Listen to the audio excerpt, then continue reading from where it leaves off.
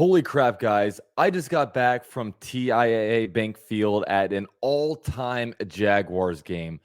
The Jaguars hosted the 10-3 Cowboys, and they came out victorious 40-34 in overtime. Walk-off interception by Sean Jenkins. The Jaguars improved to 6-8 on the season, and now the Jaguars control their own destiny when it comes to the playoff hunt. The Jaguars win out. We're AFC South champions. We're in an awesome spot. The Jaguars have won 4 out of the last 6 games. We are hitting our stride right now in the season, and it is an awesome feeling. Awesome feeling. First off, I want to give a big shout out to Mike from Unboxed Warehouse. He hit me up on my last video and said, yo, I've got awesome tickets right down field level. Are you in? And I said, of course. And it was an awesome experience out there. Him and his Cowboy friends, man, had a complete blast this game. I got a lot of awesome video about this one. So I'll be coming out with you some highlights from the field, probably on the channel tomorrow. So yeah, big shout out to Mike. Thank you so much for this. My easily the best experience I've ever had at a Jaguars game. I mean, the Jaguars helped out a little bit with the overtime victory there, but man, the experience, I can't thank you enough, man. I'll never forget this day. So with this one, man, the Jaguars, it was an up and down game for sure. I mean, middle of the third quarter, I look up at the scoreboard and the Jaguars losing 27-10.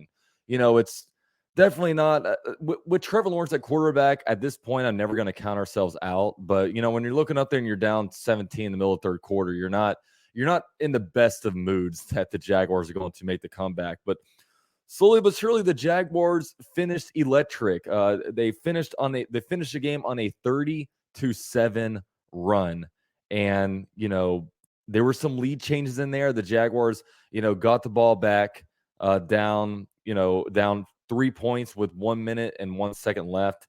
And, with one timeout from the 29-yard line, we drove the field 7 plays, 41 yards to kick it into overtime. And the Jaguars, the Jaguars got into overtime, and really the rest was history. So first, I want to give a big shout out to Sean Jenkins, MVP of the game, absolute stud. He had 9 solo tackles, 9 assisted tackles. But the big stat here is 2 interceptions, both extremely clutch. One of the interceptions gave us the ball at the 25 or 30-yard line, which we eventually converted into a touchdown. And then one of them was to win the game. The bank was electric. Arden Key had a good game stepping in for an injured Trayvon Walker. He got 1.5 sacks. Josh Allen also had himself a sack. And I thought the pass rush stepped up this game. Look, we complain about the pass rush a lot, but it feels like the Jaguars last couple of weeks, since the Titans game, they did something to switch up the pass rush. And now we're getting pressure when we really need to.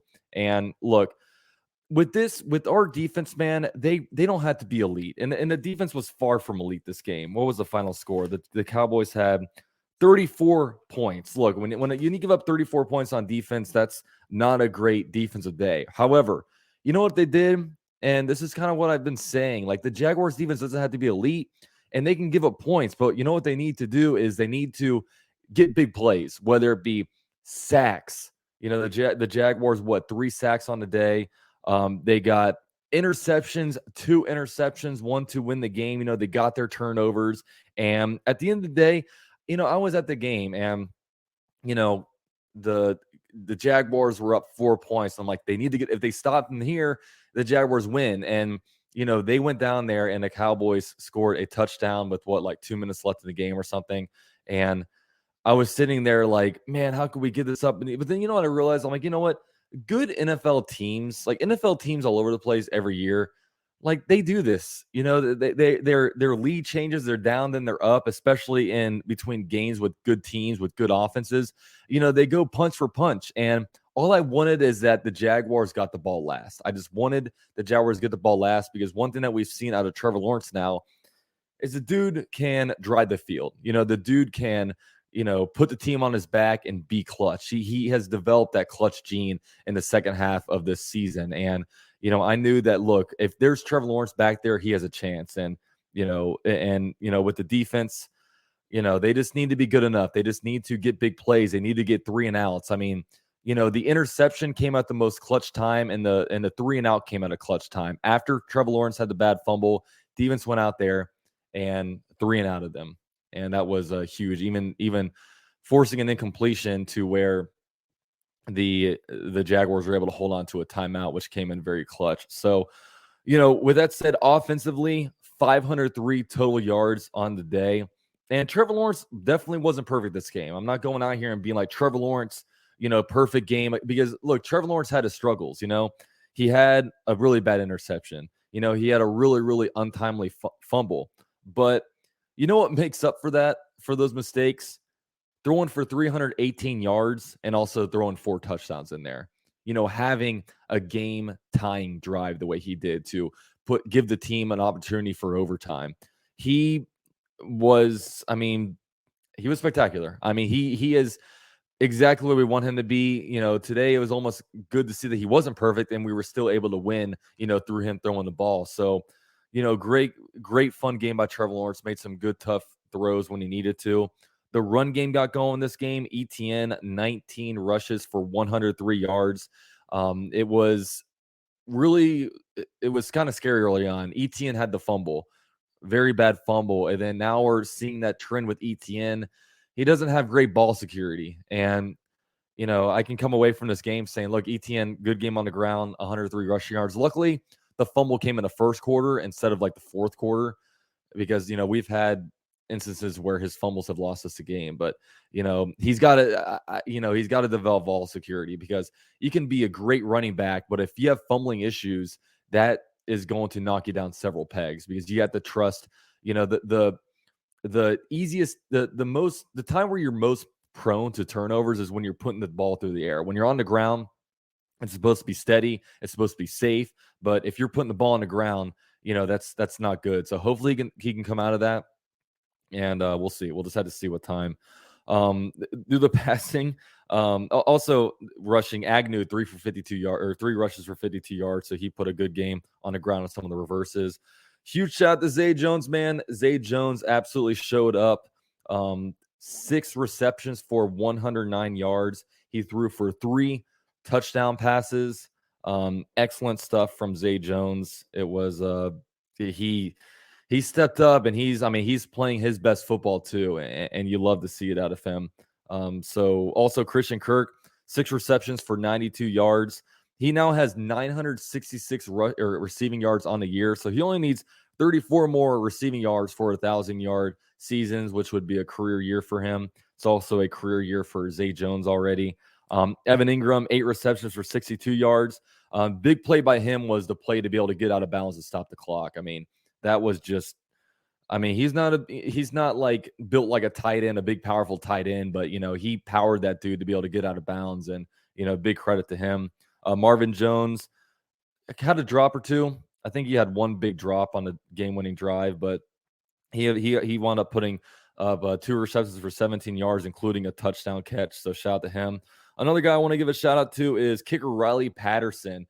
We needed him to be clutch, and he was, man. 2 for 2 on field goals, including a 43-yard game winner. Needed that out of him. 4 for 4 on extra points, so he was perfect today. And the Jaguars are now sitting at a spot where the Jaguars won a tough game, and who lost is the Titans. They lost to the Chargers. So with that said, the Jaguars now, wait for it, the Jaguars now control their own destiny with 3 games left. And really, at this point, it's a 2-game season. It's a 2-game season for me. If you go 2-0 in these next 2 games, or even just go toe for toe with the Titans, because if the Titans go 1-1, the Jaguars at worst will need to go 1-1. The Titans go 0-2, and the Jaguars go 0-2. The final week would be for the AFC South title, the win and get in type of game.